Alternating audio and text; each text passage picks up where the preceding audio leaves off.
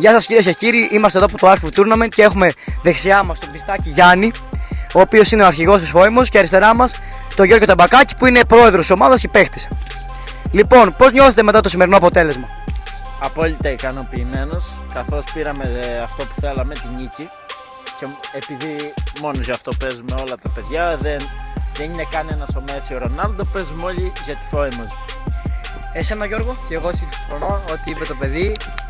Λοιπόν Γιάννη, τι περιμένεις από την Πάσε Εργαλοχωρίου? Σίγουρα μια πολύ ανταγωνιστική ομάδα, όπως ήταν και στο προηγούμενο παιχνίδι.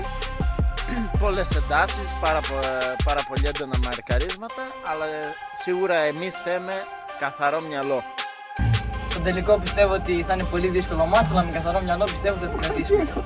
Λοιπόν Γιάννη, έχετε δώσει 2 παιχνίδια. Πώς νιώθετε εσείς την απόδοση της ομάδας, πώς τη βλέπετε?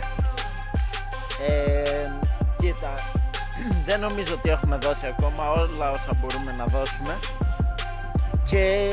αλλά από τη μία είναι έτσι, αλλά από την άλλη χαίρομαι γιατί νιώθω ότι θα τα δώσω όλα αυτά στον τελικό. Όλα τα ερωτήματα μας θα απαντηθούν στον τελικό. Καλησπέρα σας, είμαστε από το Artful Tournament και στα αριστερά μας έχουμε τον Γιώργο Ταμπακάκη. Αυτό προσώπος. Ναι!